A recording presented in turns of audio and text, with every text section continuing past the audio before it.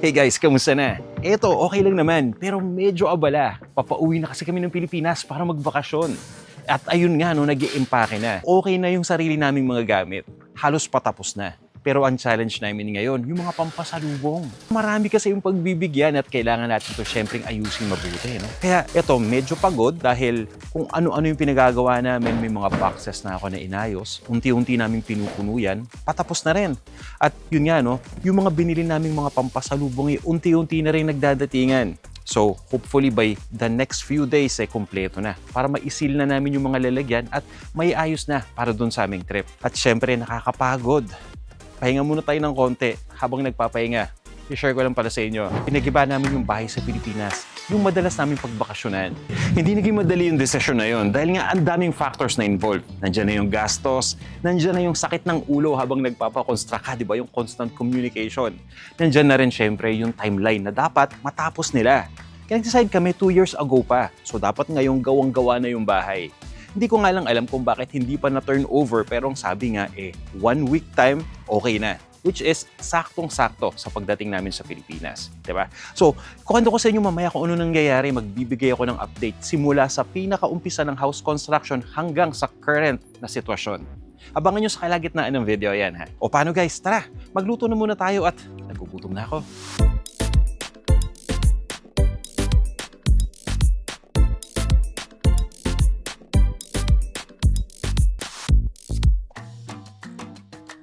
Welcome sa Panlasang Pinoy! Magluto naman tayo ng igado. Saktong-sakto to, no? Dahil talagang nagugutom na ako. At gawin natin yung pinaka-closest doon sa authentic version. O tara, umpisa na natin. Ito yung mga sangkap na gagamitin natin para sa ating igado recipe. Pork. Ang gamit ko dito ay pork tenderloin o yung lomo. Pork liver. Red bell pepper. Frozen na green peas. Soy sauce. Sukang iloko. Dried bay leaves o pinatuyong dahon ng laurel. Cracked na peppercorn, bawang, sibuyas, at patis. Gagamit din tayo dito ng mantika at ng tubig. Kaya kung handa na kayo, tara, umpisa na natin to. I-prep lang natin yung mga ingredients. Pagdating sa paghiwa ng mga sangkap, inuuna ko muna yung mga gulay bago yung karne para maiwasan natin yung contamination. Pagdating sa bell pepper, hinihiwa ko lang ito into strips. Tanggalin nyo lang muna yung buto. Maraming iba't ibang paraan para gawin ito. So gawin niyo yung pinaka-komportable para sa inyo. Nasa sa inyo kung gaano kakapal yung paghiwa dito sa bell pepper. Gusto ko dito yung sakto lang. So mga tipong ganito kanipis, okay na to. Kung gusto pa ninyo nakapalan, okay lang yan. At kung gusto niyo damihan yung bell pepper ninyo, feel free to do that. Pwede nga pala kayong gumamit dito ng kahit anong kulay na bell pepper ha. Gusto ko lang gumamit ng pula dahil mamaya may ilalagay tayo dito na frozen green peas. Maganda yung combination, diba? Pagdating sa kulay. Isa pa pala, pati yung mga edges ng bell pepper, gagamitin din natin yan para walang masayang. Next naman, yung sibuyas. Ang gamit ko dito ay shallots. Pero pwedeng-pwede kayong gumamit dito ng sibuyas na regular at kahit anong kulay, walang problema. Pwede ninyong itong i-chop or pwede rin ninyo itong hiwain lang ng pahaba na katulad nito. Para sa akin, mas maraming sibuyas, mas okay.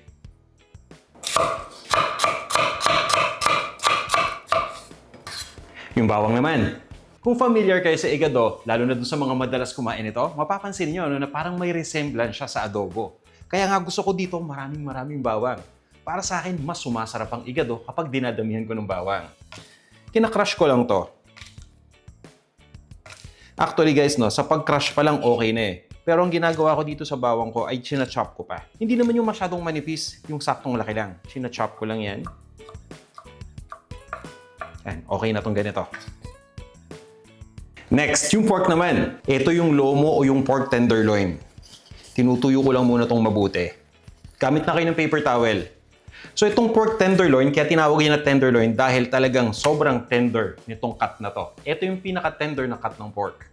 Magandang gumamit ng pork tenderloin dahil nga mabilis itong maluto. At hindi rin ito masyadong mataba. Katunayan, ito nga yung pinaghiwaan natin. Pansinin ninyo, lean na lean yung gitna nito. Aside from pork tenderloin, pwede kayong gumamit dito ng kasim. Yun nga lang, pagdating sa kasim, medyo may konting taba na yung part na yan. Hinihiwa ko lang tong tenderloin ng pahaba.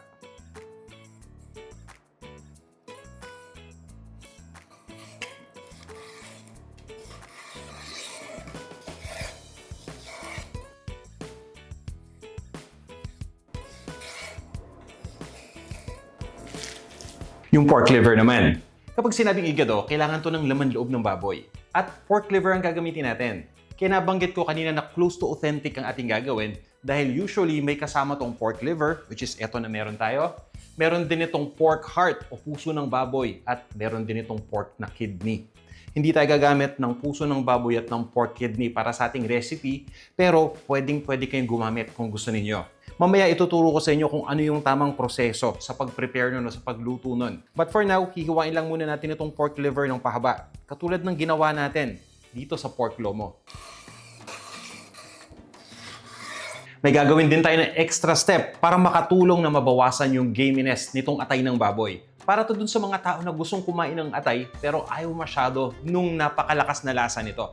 So kumbaga i-reduce nito yung strong taste ng liver at yung gaminess. And at the same time guys, no, para dun sa mga gusto ring mag-try ng recipe pero hindi talaga kumakain ng atay, sa tingin ko makakatulong ng malaki itong gagawin natin para mas ma-appreciate ninyo yung liver. Ilipat lang muna natin yung liver sa isang bowl. Kunin lang natin yung sukang Ilocos. Lagay tayo ng konti. So, sukang Ilocos yung gamit ko Ito kasi talagang ginagamit traditionally para dito sa igado. Pero pwede kayong gumamit dito ng regular na vinegar lang. Para sa akin, masyadong malasa tong sukang Ilocos kaya okay na okay at manamis-namis pa. Kung gusto niyo magdagdag, okay lang din. Parang kinikilaw lang natin ng konti yung atay ng baboy dito, no? So, unti-unti na hahalo tong acid dito. Parang maluluto lang yung outer part niya. Therefore, maya-maya mapapansin niyo, mag-firm up na to. At unti-unti rin na mababawasan yung gaminess ng atay. Kapag sinubukan niyo tong method na to, mapapansin niyo na malaki talaga yung difference. Kung gusto niyo naman ng ibang alternative sa pagtanggal ng gaminess at ayaw ninyong gumamit ng suka, pwede kayong gumamit dito ng fresh milk. Kapag fresh milk ang gagamitin ninyo, ibabad nyo lang at least 30 minutes tapos hugasan lang ninyong mabuti yung atay. Para naman dito sa ginagawa natin, hindi nyo na kailangan itong hugasan para malinaw dahil ilalagay na natin ito ng direkta mamaya. O tara, magluto na tayo. Painitin nyo muna yung lutuan at once na mainit na, saka natin lalagyan ito ng mantika. Gamit kayo ng kahit anong cooking oil. Pwede dito ang vegetable oil, corn oil. Itong gamit ko, canola oil ito. Kung gusto niyo ng olive oil, pwede rin. Kadalasan, habang papainit pa lang yung mantika, nilalagay ko na kagad yung bawang. Nang sa ganun, hindi itong maluto kagad ng biglaan. May iwasan ninyo na masunog yung bawang. At makakasiguro kayo na magiging pantay yung pagkakaluto nito. Kapag nilagay kasi natin yung bawang habang sobrang init na ng mantika, magbabrown kagad yung labas, di ba? Akala ninyo pati yung loob luto na, pero ang totoo niyan, yung labas lang, yung loob medyo hilaw-hilaw pa. Make sure na halu-haluin ito para maging pantay yung pagkakaluto. Kung gusto niyo talaga na pantay, ilagay niyo to dun sa isang area ng lutuan ninyo, kasama ng lahat ng mantika, katulad ng ginagawa ko. So parang meron tayong deep fry effect na ginagawa right now, di ba? At once na mag-brown na yung bawang na katulad nito, ito na yung cue natin para ilagay yung sibuyas. So itong gamit natin dito ay shallots. Pero gaya nga ng sinabi ko kanina, pwede tayong gumamit ng regular na sibuyas dito. Mapaputing sibuyas man, yellow o kahit red na onion o yung purple onion. Mabilis lang talaga lutuin yung igado kapag itong version na ito yung gagamitin natin or gagawin natin. Dahil nga yung pork tenderloin malambot na, so hindi nyo na kailangan pang lutuin ng matagal. Igigisa ko lang to hanggang sa mag-light brown na yung kulay ng outer part. At sabi ko nga kanina, tuturo ko sa inyo kung paano yung gagawin kung gagamit kayo ng pork heart at ng pork kidney. First step doon ay hugasan yung mabuti yung heart at yung kidney. I suggest na hiwain nyo na muna to bago nyo hugasan ng mabuti. Lalong-lalo na yung kidney Pagdating kasi sa kidney, medyo may konting panghe. Excuse me for the term, pero totoo yun. Pagkahiwa, ibabad nyo muna sa tubig. Inaasinan ko nga muna yan bago ibabad sa tubig tapos hinuhugasan ko lang ng mabuti. At once na mahugasan ng mabuti yung kidney, pati na rin yung puso ng baboy, pinapakuluan ko lang yan. Regular water lang, wala nang halo, hanggang lumambot ng mabuti. Pero kung gusto ninyo na medyo mawala talaga yung amoy, pwede kayong maghalo doon ng dahon ng tanlad or ng dried bay leaves o dahon ng laurel habang nagpapakulo. Tapos, i-discard nyo lang yung tubig. Once na magawa na ninyo yung mga steps na yon, pwede nyo nang igisa yung pork heart at yung kidney kasama nitong lomo. Ang tanong, gaano katagal yung pag-isa natin dito sa lomo or dun sa kahit anong pork cut na gamit ninyo? Pansinin nyo lang muna to. Tingnan ninyo kung may pink pa yung meat. Kagaya itong nakikita natin right now, may konting pink pa. Ibig sabihin, igisa pa natin to ng mga around 30 seconds pa. Yun lang naman yung indication doon Basta importante habang nagigisa, halo lang kayo ng halo. At mapapansin niyo habang nagigisa kayo, magtutubig yan. Ititilt ko para mas makita nyo. Yung tubig na yan, galing yan sa loob ng meat. So natural lang yan. Ituloy nyo pa rin yung pag-isa. Kung akong tatanungin ninyo, mas maganda kapag ipa-evaporate pa natin completely itong tubig. Tapos ituloy nyo lang yung pag-isa para talagang nasi-sear yung outer part nitong pork. At ito nga yung sinasabi ko. So kung mapapansin niyo, wala nang tubig sa ilalim. Nag-evaporate na completely. Kung may matira man dyan, yung mantika na lang na ginamit natin kanina sa umpisa. So mangyayari dyan, yung mantikang yon ang magsi-sear ngayon dito sa outer part ng pork. Kaya importante at this point na halu-haluin natin ito para nang sa ganun, ma-sear natin lahat ng sides ng pork. Mga 1 minute lang, okay na to. Tapos ipares muna natin saglit. So inahalo ko lang to ng mga 10 seconds. Pares niyo ng mga 5 to 10 seconds uli. Tapos haluin niyo. Gawin niyo yung step na yun within 1 minute time frame. Tapos ilagay na natin yung mga ingredients pa. Toyo. Pagkalagay ng toyo, hinahalo ko munang mabuti yan. Just make sure lang na na-coat na ng toyo lahat ng mga pork slices na nandito. Pakicheck nga pala yung description ng video para dun sa kumpletong recipe. Para nang sa ganun, masundan talaga ninyo to the dot itong ating ginagawa. Ilalagay ko na rin dito yung paminta. Pagdating sa paminta, ang gamit ko dito, yung cracked na peppercorn. So ito yung pamintang buo na ginamitan ko lang ng almirez para makrack. Pag kinakrak natin, huwag niyong i-pound ilagay niyo lang yung tool sa ibabaw tapos i-press lang ninyo hanggang sa mag-crack. Pwede rin kayong gumamit dito ng ground black pepper. Kung gusto niyo yung buong paminta, nasa sa inyo. Ilagay na natin dito yung dahon ng laurel para mas lalong bumango. Pagdating sa dahon ng laurel, sa totoo lang, 2 piraso ayos na. Pero dahil nga sa gusto kong maging mabango to, mga 4 hanggang 5 siguro, pwede. At naglalagay na ako dito ng tubig.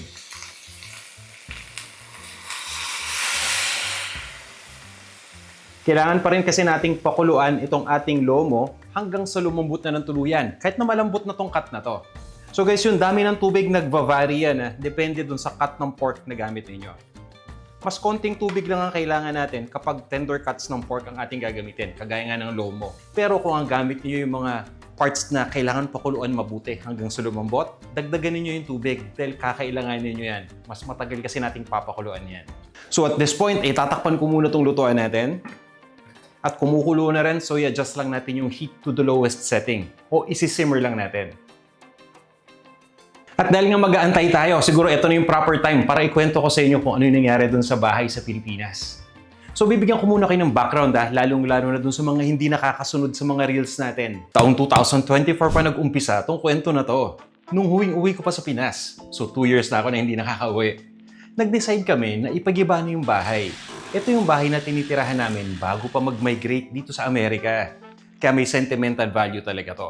Pero naisip namin na lumalaki na yung mga bata at tuwing nagbabakasyon kami, sikip na sikip kami doon. Lalong-lalo na lumalaki na yung pamilya namin ngayon. Bukod dun sa reason na nasabi ko kayo na meron pang isa na talaga namang nakapagtulak sa amin para mag-decide na ipag-iba na nga tong bahay at magpatayo ng panibago. Mamaya ipapakita ko sa inyo, but first, itutour ko muna kayo dun sa bahay bago pa to pinag-iba.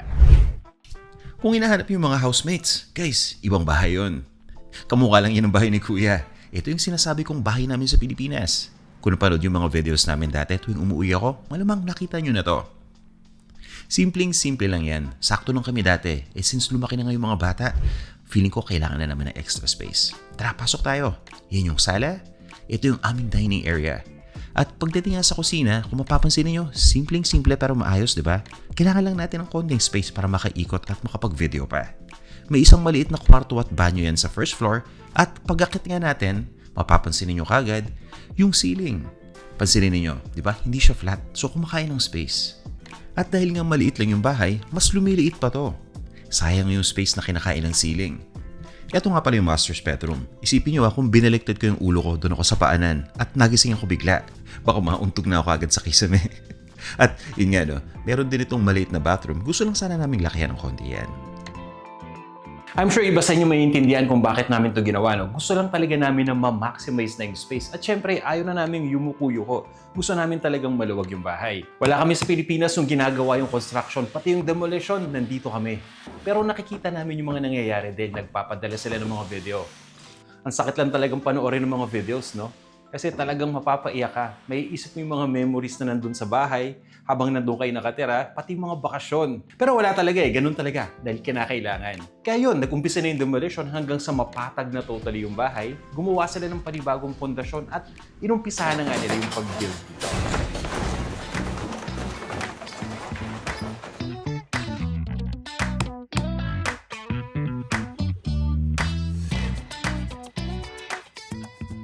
Noong umpisa, okay naman yung usapan namin ng contractor. May mga reports sila ng pinapadala. Tsaka guys, nakita namin yung plano, ang ganda. Kaya talaga namang na-excite kami para sa project. Ang hindi ko lang talaga inaasahan ay yung duration ng paggawa ng bahay. Para sa akin kasi medyo matagal na eh. Ano ba tingin ninyo? 2024 tapos ngayon May 2026 na. Hindi pa rin tapos. 1 week pa daw bago matapos, which is eksakto ng pagdating namin. Kumbaga yung formal turnover, talagang sa amin ito turnover. Ang inaasahan ko sana sa panahon ngayon matagal lang natapos yung bahay para kung may mga addition kami na kailangan na paggawa na. Para pag uwi namin, magre-relax na lang talaga. Pero anyway, okay lang. Ganyan talaga Papakita ko na lang sa inyo mga kung ano pa yung susunod na nangyari para at least masundan ninyo. After mag-iba yung bahay ng tuluyan, gumawa sila ng panibagong pundasyon at kinonstruct na nga to. Kumbaga wala tayong sinalba na galing dun sa unang bahay. Simple lang din tong design. Pero minaximize talaga namin dito yung space dahil napaka-importante nito. Mas maraming mga bagay kasi ang mga gamit na malalagay at syempre mas makakagalaw tayo freely dito. Ang isa pang sinigurado namin ay yung height ng ceiling. Kahit maliit kasi yung space, mas magiging malaki yung feel nito kapag mas mataas. At pagdating sa kusina, pina-open concept ko na to. May enough space na para makapagluto at makapag-video tuwing umuwi ako sa Pilipinas. Ito na nga pala yung master's bedroom. Mataas na rin yung kisame. Hindi na ako mauunto dyan sigurado. Nakakatuwa lang talagang tingnan yung developments kahit na nasa Amerika ako. Yun nga lang, hindi tayo sigurado kung pulido ito. Malalaman natin yan pagdating sa Pilipinas. Habang nakikita ko yung development, natutuwa pa rin ako despite dun sa timeline na hindi nasunod. Ang importante lang para sa akin ngayon, mapaganda nila yung trabaho at syempre matuluyan namin itong bahay very soon. Ang totoo niyan, dapat 3 days ago pa kami nasa Pilipinas. Pinuspone lang namin yung aming flight. Dahil nga gusto namin sana pagdating doon, ayos na yung bahay. Actually guys, pangalawang beses na nga to Medyo may gastos involved, pero syempre, di ba, kailangan natin mag-decide ng last minute kung ano talaga yung pinaka-importante. At gusto talaga namin na matapos na yung bahay kagad. Ayaw namin pumunta doon, tapos pagdating sa bahay, nag-expect kami na okay na lahat, tapos may construction pa pala. Parang mahirap pa yata yun, Mabuti na nakapag-plan kami ahead. Kaya nga, next week na namin balak sana. Hopefully, eto na yun dahil wala na akong i-adjust sa schedule. Malaki-laki na yung babayaran namin. Hindi ko nga alam kung kukuha pa ba kami ng hotel para lang makasigurado. Baka sakali na kami matulog kasi, diba? Pero yun nga guys, ipapakita ko sa inyo ngayon kung ano na yung current situation ng bahay. Fast forward na tayo. Ito na yung current na sitwasyon ng bahay. Kung mapapansin niyo, parang tapos na, Pero wala pang grahe yan. At marami pang kailangan gawin. Although kinakabit na yung mga ilaw, nasa mga 80% completion pa lang yung buong bahay. Masasabi natin na nasa finishing stage na tayo. Pero alam naman ng karamihan sa atin na kapag sinabing finishing stage, ito yung pinakamatagal pagdating sa house construction. Kaya medyo kabado pa rin ako Katunayan nga yung magiging opisina ko at yung dirty kitchen, ginagawa pa lang. Although pag nakita natin yung loob parang okay na, pwede nang tirahan Pero yung sahig niya na ayusin pa, yung mga cabinetry wala pa. So crossing my fingers na maayos lahat kagad. Itong video na to, kuha to 2 days ago. So pwedeng may konting improvement na nangyari. Pero let me know kung ano sa tingin niyo. Kung matatapos na ba ito kaagad within 1 week? Ano sa tingin niyo? O tara, tuloy na natin yung pagluto Ilagay na natin ngayon dito yung sukang Ilocos. Iba talaga yung amoy ng sukang Ilocos At pagdating nga sa lasa, napakalasa. Manamis-namis pa. Paglagay ng suka, hindi ko muna inahalo yan Pabayaan nyo lang muna na kumulo na ulito ng tuluyan. At hindi na natin kailangan takpan pa itong ating niluluto. Once na kumulo, doon ko palang hahaluin yan. Tapos pabayaan lang muna natin yung suka na maluto ng mga hanggang 15 minutes. So i-simmer lang natin for 15 minutes ito.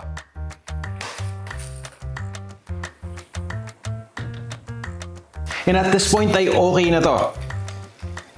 Ilagay na natin yung atay. So kung mapapansin niyo, itong atay, nag-firm up na siya, Maganda yan dahil bagya siyang naluluto, tapos natanggal pa yung kanyang gaminess nabawasan. So mape-prevent natin yan na maging mushy mamaya. So hindi yan madudurog ng basta-basta. Pagkalagay ng atay, haluin lang natin kagad yan. Napakabilis ang maluto nito eh. Kapag sinabay kasi natin yung atay sa paglagay ng pork kanina, siguradong ma-overcook yan. Kaya dapat kapag nagluluto tayo ng any type of liver, mapabaka man yan or baboy o kahit manok, lalong-lalo na, dapat sa bandang huli natin yan nilalagay. Yan, paglagay ng liver, pabayaan lang natin itong maluto ng mga 2 minutes to 3 minutes. So yung paglagay natin ng liver, ulitin ko lang hindi ko tinanggal yung suka at hindi ko to hinugasan. Okay? Kapag binabad natin sa suka yung atay, hindi nyo na kailangan hugasan yan. Pero kung binabad ninyo yung atay sa gatas, kasi nga yung suggestion ko kanina, di ba, pwede nyo ibabad sa gatas. So after 30 minutes sa pagbabad sa gatas, para lang mabawasan nga yung gaminess nito, hugasan ninyong mabuti yung atay, tapos i-drain lang ninyo yung tubig bago ninyo ilagay dito. Ayan na, malinaw. Bell pepper. Nakakatulong to para magbigay ng extra flavor dito. Yung tipong manamis-namis, di ba may distinct flavor yung bell pepper na mas nagpapasarap sa dish? Yan yung gusto nating lasa. Pero sa totoo lang, itong bell pepper, optional ingredient lang to. Ibig sabihin, kahit walang bell pepper, makakapagluto pa rin kayo ng igado. Para sa akin, mas nagiging appetizing yung itsura ng dish kapag makulay, di ba? So, nasa sa inyo. The same goes with the frozen green peas. So, kanina frozen pa yan. Actually, kahit frozen, pwede ninyong ilagay dito, walang problema. Kung walang frozen green peas na available, kahit yung mga nandun lang sa lata, naalala ko nung bata ko, pinapabili ako ng nanay ko sa mga sari-sari store. Sasabihin niya, bumili ka nga dyan ng green peas yung nakalata. Alam niyo yung naka-gold pa na lata dati yun. Hindi ko alam kung meron pa nun. So, pwedeng mong gamitin yon.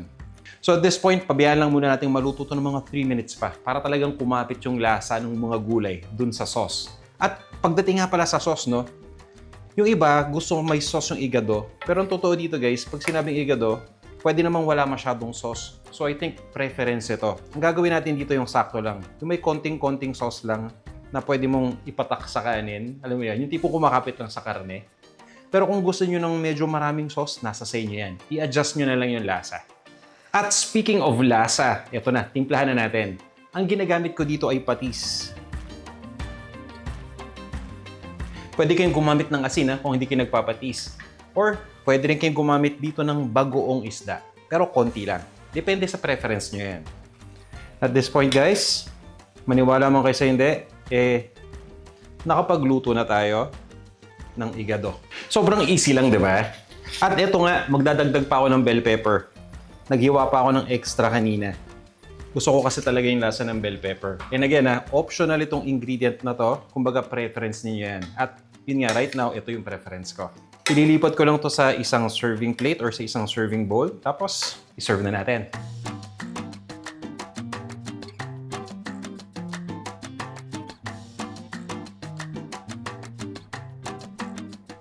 Guys, tara, tikman na natin. Sa sobrang tagal ko na nagluluto ng igado, hindi ko na tinikman kanina kasi more or less alam ko na yung lasa. Pero, syempre, huhusgahan pa rin natin yan.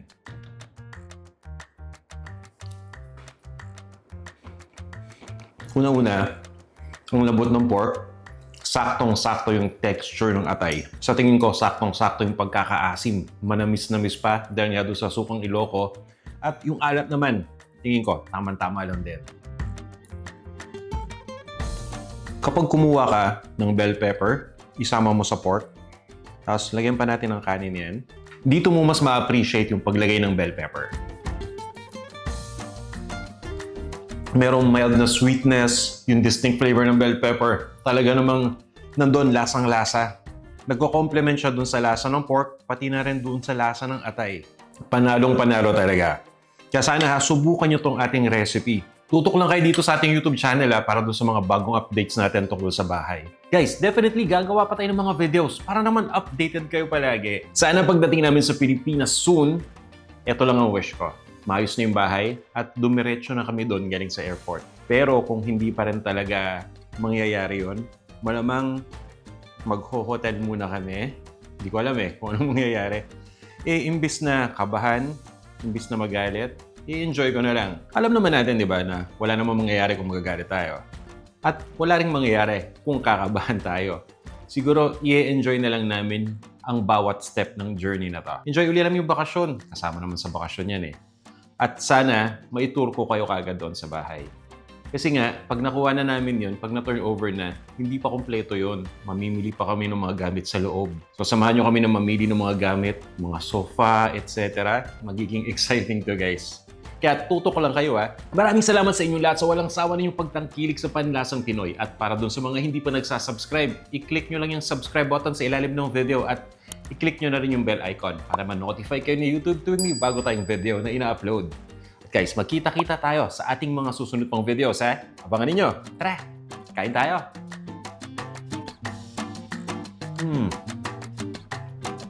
Panalo?